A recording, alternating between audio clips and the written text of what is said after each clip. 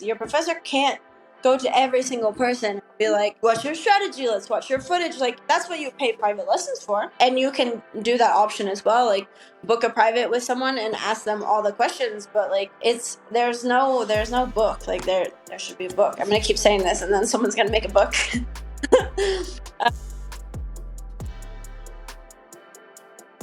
Welcome, everyone, to another episode of Elbows Type Podcast. It's your host, Travis. Today, we have a phenomenal conversation with Heather Woods. She is a Brazilian Jiu-Jitsu black belt under Andre Galval down in San Diego, California. She currently lives in Mexico, where she trains and teaches at a local academy. This conversation is great. We talk a lot about her online coaching for jiu-jitsu athletes and how you can get better on the mats for competition. Heather is a high-level competitor with multiple titles and accolades. She's a wealth of knowledge, and what we discussed today is something any aspiring competitor within Brazilian Jiu-Jitsu, whether you're white or black, can gain from. We discuss multiple topics to include her journey through Jiu-Jitsu, what it's like training at AtoS down in San Diego, the importance of competing and being prepared to compete, whether you should be taking privates with your instructor before competing or not, and common mistakes that she sees when people first start competing. If you like what you hear and you want to follow or work with Heather, everything is going to be down in the description below. Go give her a follow. Remember, check out all of our sponsors, and thank you guys so much for listening and watching at home. And remember, give us a 5-star review and follow us everywhere, and we'll check you later. Thank you guys. Peace. So, all right, Heather, thank you so much for coming on the show today. This is always the most awkward part because you talk so naturally before, and then there's the countdown, and then you're like, now it's business time. How you doing today? I'm doing awesome. I was telling you before, I just got back from wandering around the little market here in Mexico City, and my neighbor got me some really great deals and fruits and vegetables. So I got like proper treatment, and yeah, it's a great day so far. What about you? Not bad. Woke up around 6 o'clock because my toddler wanted to start crying in his bed, which was always a fantastic thing. No. But it's good. I got a little bit of coffee, and I'm excited to chat today. Talk about, like we mentioned before, talk about like competing. A lot of common mistakes for people competing because white belts and blue belts. I didn't compete for the first time until I was a blue belt, and like I mentioned on the episode that people will probably listen to if they listen to the show, a lot of things happened that I didn't realize were gonna happen in it. Whether it was timing, my nutrition, warming up was a big thing. I had no idea how to warm up for it. Yeah. And I'm excited to talk about it because you have, like we mentioned, you have your online coaching that helps people out too. So, but before we jump into that, let's just get a little bit of background of who you are for the people at home that might not know who you are, how you got into jiu-jitsu, and what brought you down to Mexico and everything like that. Okay. So my name is Heather Woods, and I've trained to almost 12 years now, 11, something like this. I've competed all over the world. I competed in Australia, Brazil, France, England, the US, of course, Mexico, um, Australia. I don't know, did I say Australia? I've competed in a lot of places. I traveled to a lot of places. I lived in a lot of places. Until purple belt, I was pretty much going to different gyms every like 6 months in different countries, every 4 months, 3 months in different countries, different places. I had already planned kind of a trip. And then I was just doing jujitsu along the way because I had found jujitsu. And yeah, I lost a little bit of track of that. Yeah, and then at purple belt, I went to AtoS, and Galval gave me my brown and black belt. Such an incredible school. I love AtoS so much. Like the competition level just really feeds that little part in my soul. There's so many good gyms out there in the world, but the great thing about AtoS is they have great athletes, great instruction, great business model, great curriculum. They have all the things necessary to be the best athlete. Like if you don't have a title in your like, doesn't matter if you're master 1, master 2, like in your division, is you, because it's like they give you all the tools you need. It's a really fantastic place. After that, I and I have some good titles like Master Worlds. I won a couple times the Abu Dhabi Grand Slam. I won some. We have one here in Mexico. I'm in Mexico now. ESL, which is a very prestigious one here. I think the most prestigious in Mexico. Um, and a lot of fight to wins. Yeah, some titles. And I love to compete. I I got a few injuries. You know, I'm in my 30s now. I got a few injuries recently. Had some I'm right health. there with you. Yeah, I came back to competing last year at Nogi Worlds. I got second in my Master One division, which I am going to get first this year. So this is what we're preparing for in Nogi Worlds. And also really just growing as a coach. I really love that. So that's a little bit about me. Oh, I'm from Idaho. I train there a lot. I have really good friends there. I love the Pacific Northwest. I train there as well. I have a lot of family there, and I have a dog named Bolo. So that's me. Well, that's a quite a lot of information. It's one thing that you didn't mention though is what was your initial reason for starting jujitsu? Like, why did you actually decide to start? Okay, so I actually talked about this on other podcasts before, but the short story is when I moved to LA, I lived with a couple of MMA fighters. They fought for Hmm. like Bellator and some other, I don't remember, it was like 12 years ago. Some other smaller organizations, and they taught classes, and I was doing their Muay Thai classes, like Muay Thai pad class, so kind of like more of workout striking. My striking's. Um, and they kept encouraging me like, Heather, you're terrible on your feet, you're so clumsy, like you have no balance, you should do jujitsu, like you'll be so good at jujitsu. And I was like, no, like that's gross. You guys always have like staph and ringworm and filthy and you smell bad, and I don't want to touch you guys. So I ended up selling everything after I finished college and starting to travel. And when I got to Brazil, I was like, oh, I like jujitsu. And and it was a little different. It wasn't like a bunch where I was a little more traditional school, and it wasn't a bunch of smelly, scary guys with MRSA. It was like, I don't know if you imagine like a pretty traditional school with this, Yeah. say like talking after class, sharing life, like I don't know, life advice that he's not qualified for. Uh, Yeah. but it was like one of those, and so was a different experience. And yes, from the first time, like the first armbar, I was hooked. I was like, this is amazing. I want to be a world champion. So yeah. So how long after you start did your desire to compete uh, like ignite? I competed 3 months after Man. in London, Chelmsford, some place in England, and I won both matches by armbar, and I had no idea what points were. And the coach who was there from the school, who was really nice, her name was Sarah, I think, and she was coaching me. She's like, Heather, hold for points. And I was like, what points? What, what are points? So, man, I wish I knew. I mean, I'm very glad that I got arm bars, that I won by arm bars. It was the only position I knew. I was like, if I can just get to the arm bar, I will win. And in white and blue, I won 90% of my matches, I'm sure, by arm bar. So Man, so that's a big mistake to not know when you first huge. compete, right? Like not knowing points. I didn't know anything. I barely knew how to tie my belt. Yeah. I I told the professor who owned the school, his name was Dickie Martin, and I was just visiting for 2 weeks. I was like, I want to compete, and he was like, okay, and he was like, I'll sign you up, because it was his like local tournament, I think, something like this, or he was helping organize it, and he's like, how do you do with so and so, some girl? And I was like, I beat her, but like I was bigger than her, so I was like, probably just because I'm bigger, and he was like, okay, give it a shot. And no one gave me like I mean, it wasn't their responsibility. Of course, I was just visiting, Right. but like, there is no book in jujitsu on like what you need, how to prepare. Like, I didn't bring water. I Oh. didn't. Like I said, I didn't know how to tie my belt. Thank goodness I had like the right attire, because one of the girls in the open class didn't, and I could see them all scrambling around trying to figure out like what for her to wear.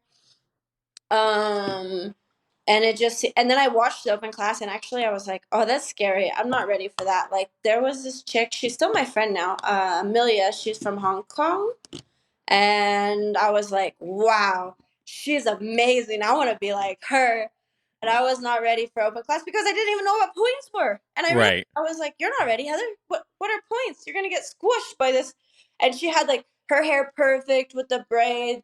The gi was like the right length. She had like her water bottle and her headphones, and she was like ready. And I was like, I want to be like, I'm not ready. Shit, I'm scared. So yeah. So That I didn't do open class that time. I ended up doing in the future once I knew what points were. So Gentlemen, first impressions matter. And if you're not taking care of your skin, that's going to be the first thing someone notices and instantly thinks you're way older than you are, or you don't care about your appearance. Show them you do, and make a great first impression with Caldera Lab. Caldera Lab reached out to me to promote their products, and I gave it a month try before even bringing it on the podcast. And as someone that has had adult set on acne and growing up, my skin has always been a problem with me. It was something that I was a little bit hesitant about, but I am super excited that I started to work with them. Their stuff is phenomenal. I use it twice a day, once in the morning, once in the evening, and my face has never felt better. In jiu-jitsu, we often make the joke that jiu-jitsu adds lots of years onto your life and makes you look way older than you really are. Well, with Caldera Lab, you can stop that, and you can make yourself look your age again. Whether you're an older practitioner or a younger practitioner, Caldera Lab has something for you, and their products are great. Caldera Lab knows the skincare world is heavily female-driven and has long been the Wild West for men. That's why they're making the solution simple. The regimen includes 3 products: the Clean Slate, the Base Layer, and the Good. The Clean Slate starts and ends every day. The base layer is a daily moisturizer to hydrate your skin and jumpstart your day full of confidence. The Good is a multifunctional serum at night that helps your skin look tighter and smoother, as well as help reduce visible wrinkles and fine lines. And just for our audience, 20% off with code ELBOWSTIGHT at calderalab.com, and make unforgettable first impressions that lean to the charming words, "You look younger." Once again, that's 20% off at calderalab.com using code ELBOWSTIGHT, or click the link down in the description below and use code ELBOWSTIGHT for 20% off. Thank you, Caldera Lab, for sponsoring this episode. So, how long did it take for you to start like developing these skills that, competitors have, that like myself as a hobbyist that's only competed once, yeah, I didn't realize were skills until the first time I competed, and I started seeing the people around me. And typically the guys that obviously compete more often are more level-headed. They have a proper warm-up. They might have a coach there, and if they don't, it's because they've competed so many times they understand. When did you start developing your own kind of like game plan, whether you had a coach there or not? How long did that take? purple belt. Purple belt? Like, yes, I feel like I kind of winged it. And when I got to AtoS, I had a friend. Her name is also Heather Morgan. And she's like, "What's your strategy?" I was like, "For what?" And she's like, "For your competition." I was like, "To win." And she's like, "No, like, what's wrong with you? Are you stupid?" And I was, oh. And then she really helped me. Like, she helped me kind of prepare. Like, that's what I said. AtoS really gives you the tools. Like, she had already won worlds at white and blue, I believe, by that time. And I think I'm not exactly sure. We've always been similar to the same belt, pretty close. But I'm pretty sure, yeah. And she helped me, like, okay, well, like, what's your strategy? Let's talk about it. And she explained that to me, and I was like, wow, I had no idea. And so I think that's what the skills you're referring to, because like in the beginning I was like, oh, I just want armbar, but as I got to the end of blue belt, especially at like worlds, I I would go against these incredible girls from all over the world who had strategies, who had preparation, who had proper nutrition, who had everything that they needed. I went against all these girls who had like the proper training, and if my only strategy, which I kind of had a strategy, I just didn't realize it as a blue belt, which was like close guard armbar. But what happens if they pull guard? What happens if I jump close guard, but they already like stick their knee in and start to pass. What's my open guard? Like there was so many things, and I didn't realize that until AtoS, until purple belt, and then I was like, oh, okay. And that's actually what we'll talk about the program later, but that's part of what I do in the program is help people build their strategies and figure out what's good for them. A lot of times we end up changing it because people will jiu-jitsu is taught for a group, right? So for example, what's your gym? Virtuous Fitness or Virtuous Grappling up in Silverdale, Washington. Awesome. How many people are in a class? Oh man. On a good day, 10, 15 maybe. Okay, so We're a very small academy. but even that 15 people, they're teaching from the small little lady to Yeah. you. You don't look so small. No, I'm like 5'8", 200 pounds. No, yeah, like Yeah, you're a sturdy guy, right? yeah. So like as professors in a class, you have to teach to everyone. You have to teach to the class. So sometimes the strategies don't always fit the body type. So that's another Mhm. thing we work on. But anyway, that was about the time that I started to kind of get the like I feel like you're saying like the skills and more just that I would probably say like the tools that I needed was around purple belt. So yeah. How did you take those lessons learned and develop them into this like coaching plan?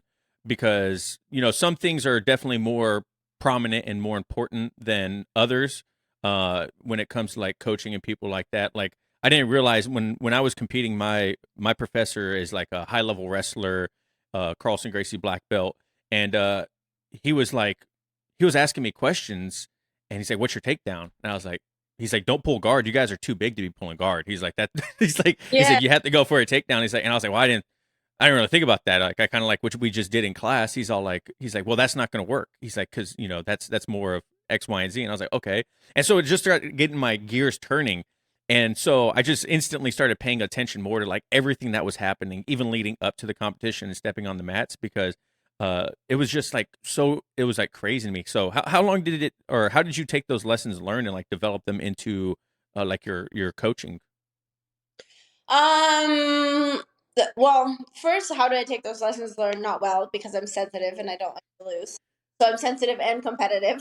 I well, but I think what I just kind of did was and and I have to be completely honest. I've had this coaching program for about a year now, and it's taken me about it took me about 6 months to really dial into the perfect plan and how to mold it to each individual. Um, and that being said is like I feel that I kind of assessed all the things that were necessary and looked at it as like a holistic approach. So for example, we have someone who does nutrition. We have a nutritionist. I use Electrum Performance Strength and Conditioning program. So Alex Sterner, the CEO of Electrum Performance, he wrote a program. He actually wrote me 3 plans. Um, one for like back to the gym. So let's say like someone hasn't trained lifted in a while and they're kind of going back. One for at home. So like I have a few moms and a few people. Yeah, usually all the guys can get to the gym, but I think it's mainly the moms that have a harder time getting to the gym. And they can do an at home workout. And then we have a more standard workout that's for athletes when I'm already lifting, but I need a little Hmm. bit more help. What's the best lifting program for an athlete? So he wrote 3 different plans for us, and it's fantastic because it kind of fits in all the ways. And then what I do with each person is I have kind of like well, it's a Word doc, but I have all the things that are necessary for a competition. And then for each individual, we figure out the spots that they're lacking. Like, for example, you're like, I didn't have a strategy. Or another person might be like, my schedule is crazy. Help me make a better schedule so I can train smarter, not harder. A lot of different things. Some people overtrain. Some people don't train properly. Some people are super focused on something that doesn't work for their body type, which is Mm. wild. But they're like, my professor does it. And I think in my head, like, I cannot do what Andre Galval does. Like, I'm not the same person. This is totally different body style. Like, I want to have jujitsu like him, but I try to figure out what people you can like emulate. Is that the right word? Like emulate. Yeah. Mhm. Yeah. So we really work it like one on one. But I kind of lost my train of thought. Sorry. No, you're good. So I have you kind of, it's bad. me too. Me too. I have a checklist of everything I have to do. Otherwise, I forget stuff. Oh, I should wrote a checklist of what I want to talk about. So, what's the ultimate goal with this online coaching for people? Like, is it to make them a better athlete, more rounded, win world titles, or is it dependent on the person? I think for me, what I want is just to have nobody feel what I felt and have nobody have the struggles that I had. So if I can just help them in whichever way that is best for them. So more one on one because man, it was too many things of I have this dream, but I have no guidebook on how to get there. Like so lost. Like Yeah. and if you ask people, like imagine you ask one question at the gym to like six different people, they're all gonna give you different answers. Yeah. And it's so confusing as a lower belt. You're just like, well, what do I actually do? Because this guy told me to do this sweep, but is it really good for me or does he just like this sweep? Like things like that happen all the time. And so and it's nobody's fault. Like for example, like I love arm bars, so I'll be like, okay, I'm gonna teach arm bars. In a seminar, I'm going to teach arm bars, but for my clients, I might say like, hey, you would be really good at rubber guard. You have super bendy legs and they're really long, or you would be really great at triangles, and help them figure out how the best way to find this position and the best strategy to get there. Even though it's not my thing, I know it's what's probably best for them. So we give them different options like that. So I think that is just my main thing is like I never want anyone to feel the shit that I felt and deal with the crap that I dealt with. And I mean, I guess it makes you stronger or it's God's plan or whatever, but it sucks. And so I hope that my program can help people in that way. Yeah. So, what were some of these struggles that you're talking about? Was it mentally, physically? Like, what were some of these struggles? Everything. Jiu-jitsu is a sport that does not love you back. Um, in order to be the best, you have to always have a good diet. You always have to train. You have to give like your soul to be the best, and then even at that point, to hold on to being the best is impossible. Hmm. I'm not saying that I was ever the best, but I wanted to be there in that 1%, and just trying to get there was it's so hard and it doesn't pay, and you have to find sponsors and you have Yeah. to like hustle and you have to find jobs because some of these kids their parents pay their way, but my parents didn't pay my way at all. And I have to pay for my school and I have to pay and I have to and my work, and I have to try to find a place where I can afford to train, still train 2 times per day, have that schedule fit in between my work, make enough money to survive, to eat, and to have a nutrition. And it's wild. And Yeah. still not even know what I'm doing because no one gave me a rule book. Like I would read it. For school to be an esthetician, they give you this book. Hmm. And they're like, hey, read this shit. And you read it. And then you could be an esthetician. It's super easy. There's no jujitsu book like do this. So if any of you guys want to make that book, that's great. Hit me up. We can collaborate. Yeah. Yeah, no, it's definitely it's kind of one of those things too, where like you mentioned before, when it comes to coaching or teaching, um, people jujitsu like curates to your body style, the way you learn or whatever. And so, like you mentioned, uh, I'm 5'8", 210 pounds, right? I just did a seminar with Andreas Morales, I think is her last name. She is down for, in Aries. She lives over here in a black belt over here in Tri Cities Kind of what, area. mm-hmm. Yeah, yeah, yeah. Yeah.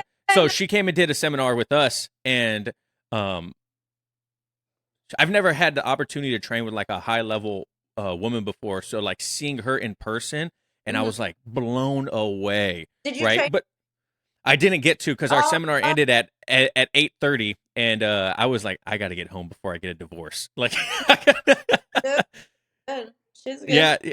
Girl. So I was talking to her on Instagram afterwards, and she's gonna try to come by again. I would love to roll with her because um, the stuff that she was showing was just like great too. I was like, man, this is so good, and it was working for me. Even though her body is obviously very different than mine, it was Mhm. working for me. She's little. Yeah, and it's hard because you'll see other people in class or even other competitors that are in the same weight class as you, same belt, and they're doing these things that you're like they're inverting or barimboloing, right? It's like typically the Mhm. thing people always joke about, and it's hard to be like, I can't do that. Like, how come they can do that and I Yeah. can't? How do you coach people to overcome seeing what other people are doing, even within their own competition bracket, to not have that affect them when they do compete? Oh, that's a great question. Like for example, if you were my client, I would try to work on things that would work for you. So like, for example, if you want to play guard, I would try to find good guards that would work for you. You could do spider guard because to sweep a big boy, to lift that weight up and elevate him. I saw two big boys the other day at a roughing here in Mexico, and one did a spider lasso sweep. It was beautiful. Mm. And it took the other guys by surprise because normally the two big guys just stand up and dance around. Lock And so horns like rams. yeah, so the other guy had a good strategy to go in there, and the first attempt it didn't go so well, but he had a good plan. I would help you design a strategy that felt comfortable for you so that you would say like, "Oh, that guy can Baron Bolo, but I can smash his Baron Bolo and do this and that." Mm. And we would try to find different ways to make a strategy that was comfortable for you. I don't like my clients to watch or my athletes to watch other people and make a strategy around their game. I like them to watch their opponents and say like, okay, that guy likes Baron Bolo, but I also like to pull guard and I like scissor sweep. So I'm gonna pull first. It's gonna be really hard for this dude to set up a Baron Bolo while he's inside my guard, especially Yeah. 200 pounds. And we can start to go from there. So I really just try to make them more confident in their jujitsu and help them find the details that they may be doing wrong or maybe need a little improvement. And then I feel like some of that self doubt starts to go away because, like, for example, there's a girl, Margot Ciccarelli. She's my friend, but I don't even know how to say her last name. I mean, she's not like my BFF, but I like her. She's very cool. But anyway, I don't know if you know who she is, but she has really beautiful jujitsu, and I like to train with her. And sometimes I watch, and I'm like, wow, that's pretty. My jujitsu is not like that. My jujitsu is smashy. I like pressure passing. I like sometimes I do things like float passing, or I'll do like maybe like a baby bolo or something, but I'm never doing anything super wild. Like I'll do some lasso lapel. I I am never gonna have that jujitsu, but I am very confident in my game. And when I train with her, we go back and forth. It's really good. So I think that it's something you kind of have to go get out of your head that like just because the other person's jujitsu is this or that, it doesn't mean it's so much better than yours. Like you have to just realize and focus on the things that you're good at and solidify those. So that's kind of what I help them do, and I feel like it really builds confidence and kind of cuts down those insecurities a little bit. Yeah, insecurities are definitely something that kind of plagued me a little bit too when it came to wanting to compete because obviously no one wants to get exposed on the mats, especially in competition. How Mhm. how do you obviously if people come to you for coaching, they already have this they might want to compete. How do you build that confidence in people through online coaching because you can't typically always be there in person? How do you build that confidence in your athletes to step on the mat for the first time or to be competitive and have that competitive mindset? I think preparation, to not get it too into it, but preparation. Like, um, what's an example? You go somewhere new that you've never been before. Like, let's say you go to the Philippines. You went to the Philippines, right? Let's Hmm. say they just dropped you off on your own, and you didn't know where to buy the groceries. You didn't know like where to eat. That's not gonna make you sick. You didn't know. like all these things, right? Like which bike to buy or how to get from point A to point B, what's the best transportation. Here I do all those things in Mexico. I'm learning all those things. Like this month has been insane. Learn which place to buy juice. Like some places they say don't buy juice in the street, but I bought juice in an actual store and it made me violently ill. And then I had Oh, a jiu-jitsu class. So like I'm learning, right? But the next time I go, like the next time or for example, I'm still here, but like for you, the next time you go to the Philippines, what's going to happen? Oh, I know the lay of the land better. I was prepared. I had A, B, and C. You're going to feel more confident, right? You're not going to yep. feel less threatened, like you're going to get human trafficked or whatever. I mean, you probably won't, but I mean, I don't know. You seem like you probably have good organs and stuff. I'm relatively healthy. They might Yeah. want them. Um, but you feel like a little less tension. You feel a little bit more calm. Like competition is always going to be scary. I'm still scared. I still get nervous. I still like have negative thoughts try to go into my head. I have to push them out all the time. Um, but I think if I give them the correct tools and we prepare properly, they go into that competition being like, okay, I'm ready. We're gonna do the best we can today, and that is like a world. It's like worlds of help. Like you can't imagine the difference between having like all the tools and the preparation than just like how I used to walk in and be like, all right, armbar. Yeah. Today, we're here with a sponsor for your bundle Bouncing of Joy. No, we're not talking about a baby. We're talking about your baby makers. That's right. Today's show is brought to you by Manscaped. But just like your babies, your delicate little guys have sensitive skin and deserve products that are not only skin safe, but made with safe ingredients. That's where Manscaped's Platinum Package comes in. From razors to shower care, this package goes above and beyond the gold standard for your body hair. So treat your beautiful boys to the world's finest toys at manscaped.com using code ETP20 for 20% off plus free shipping. Inside the Platinum Package, you'll find the Lawnmower 4.0 trimmer, Weed Whacker ear and nose hair trimmer, Ultimate Premium Body Wash, Ultimate Premium 2-in-1 shampoo and conditioner, Ultimate Premium deodorant, Crop Preserver Anti-Chafing Ball Deodorant, Crop Reviver Spray Toner, Anti-Chafing Boxer, and the Shed Travel Bag to hold all your goods while you're traveling. Like I mentioned before, the shampoo, conditioner, the body wash, and the deodorant are my 3 favorite things I have ever received from Manscaped, and the deodorant smells great. It's aluminum-free, clear, and it works phenomenally. My wife even mentioned, she's like, man, you don't smell for someone that is using aluminum-free deodorant. It's like, yeah, thanks, babe. That's because of Manscaped. Thank you, Manscaped, for that. The Platinum Package 4.0 covers all bases from head to toe and hair to ball fro. Get 20% off and free shipping with code ETP20 at checkout. That's 20% off and free shipping at manscaped.com using code ETP20 at checkout, because the gold standard is no longer good enough. Thank you, Manscaped. Yeah, having a coach, it also kind of takes away that a little bit of the stress too, because it's something less you have to worry about because you know your coach is handling it for you. You know Mm-hmm. what I mean? Like either a warm up or a mindset set or developing a strategy better suit your body.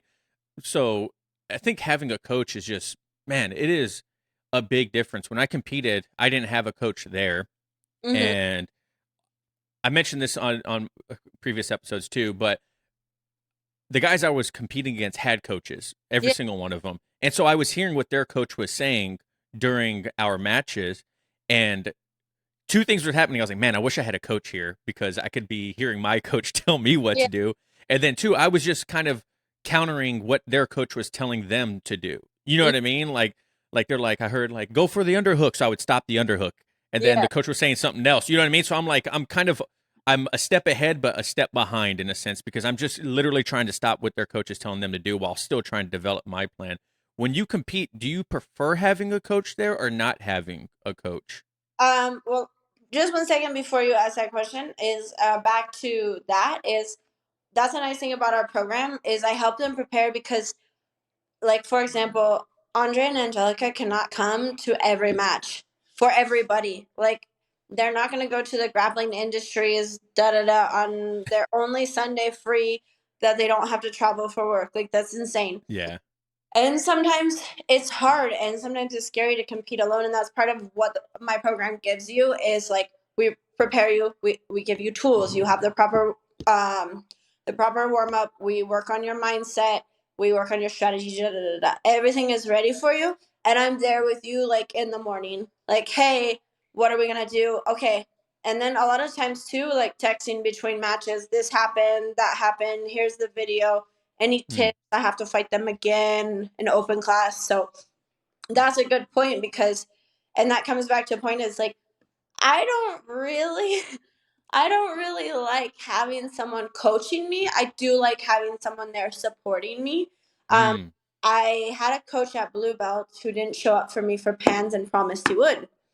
And it was devastating. And the thing for me was I had to realize that a lot of people just aren't going to show up for you or show up for you. They're only going to show up for you in the way that they can. And this Mm-hmm. applies to everything in life, not just jujitsu. So I started to just make sure that I had someone there. And one of my favorite matches was actually at a blue belt, was at Blue Belt. It was a local competition. And one of my friends, she was a brown belt at the time, and she was like, "Yay, Heather, good job! Armbars!" And I was like, "This is great." I still hear her on the video. It's so adorable. Maybe she Yeah. was purple at the time. I don't remember, purple or brown. No, she was purple at the time. And I was like, "Man, this is nice. Just having someone cheer for you." Like, Yeah.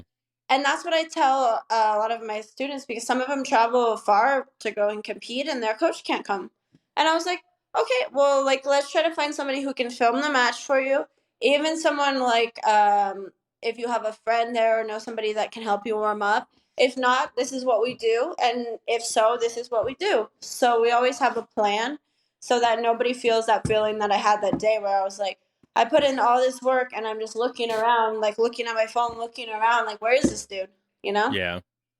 Yeah. I had like friends there that were competing, and to your point, 100%. When I heard a friend going, "You got it, Travis," I was like, "Oh my god, thank you so much!" Like, It's really nice, right? yeah, it's really. But yeah, when I competed in CrossFit and weightlifting, and in weightlifting, when you're lifting, it's kind of like golf. It's very quiet when you're stepping up to the platform, you're grabbing the barbell. But then the second you start to initiate the lift, people start to cheer, and then there's a pause when you're about to go for the jerk, right? So everyone lets you concentrate. Then when you hit the jerk, then the people start cheering and everything like that. Oh, But I didn't like being coached when I competed in CrossFit and weightlifting because I don't know, it was just like it was distracting to me. Like I'm already suffering. I don't need someone to tell me keep pushing. Like yeah, obviously I know because the workout's not done. You know what I mean? But when it came to the jujitsu, it was a completely different thing. I needed someone to tell me to keep pushing because it was like so much mentally harder. You know what I mean? Like I was baffled at how difficult it was mentally for me. Not my first match. My first match I felt great. I crushed it. But then my second and third match, I honestly I was like I don't even care. Like I don't have that dog in me anymore. Like oh I don't yeah, have that will to like persevere right now. I also had other things that happened to me. Like I was completely fasted. I was dehydrated. I did because not know what was going on. you're cutting weight. I just had to cut 2 pounds overnight just because I was a little. But then so quick backstory. When I showed up, I was 206. I needed to be 208, right? So I was like, perfect. Well, I'll just chill and not drink or eat anything. That way, when I do my official weigh in, I know that I'm good. But in weightlifting, you know when it's the official weigh in because it's the only way. And like they say, they tell you like, okay, you're good, blah blah blah. When I stepped over to the scales, I didn't know I was weighing in. The guy was just like, all right, Travis model. Okay. I was like, all right, is that it? He's like, yeah. So I was like, what do I do now? Like, he's like, well, you just hang out over here.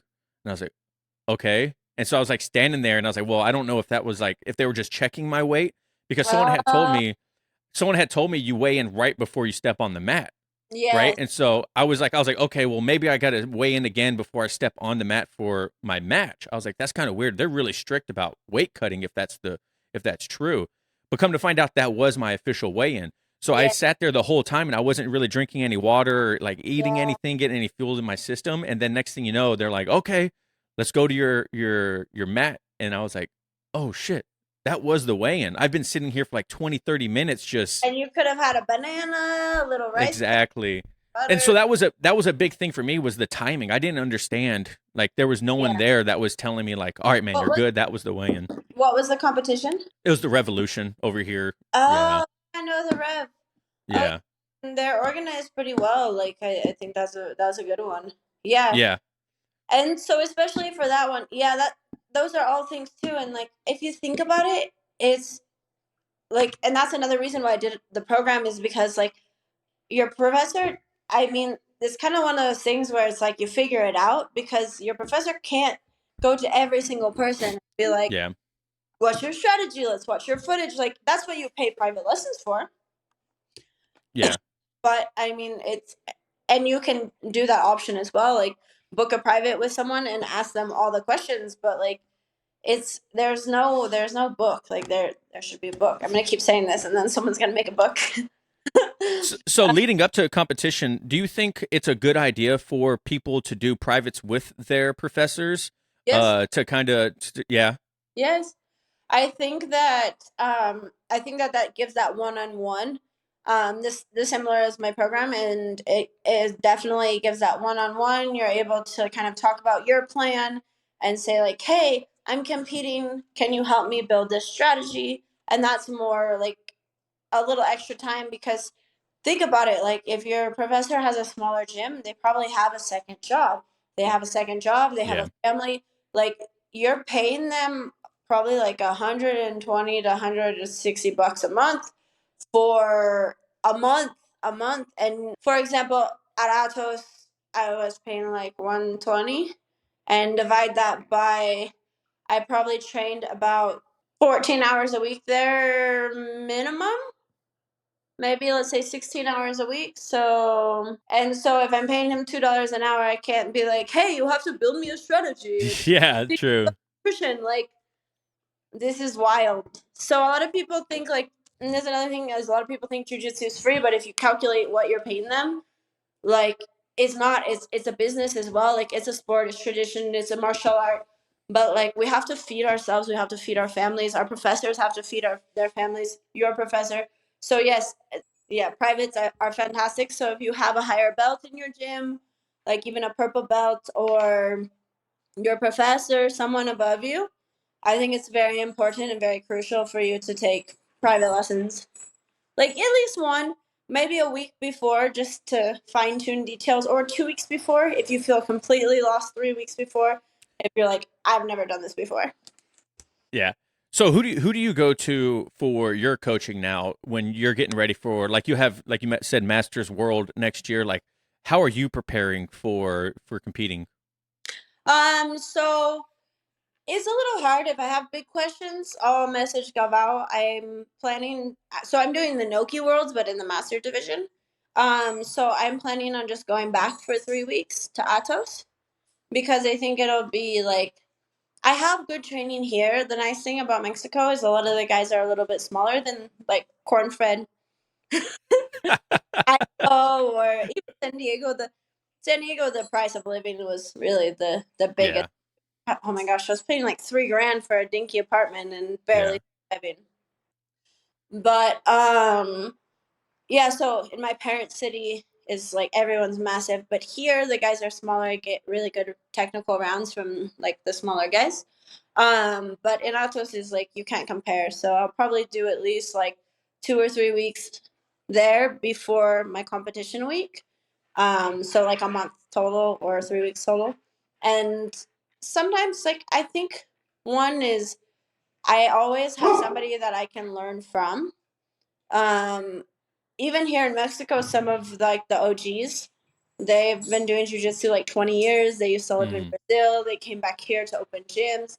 So if it's like a technical thing, I'll look there or online.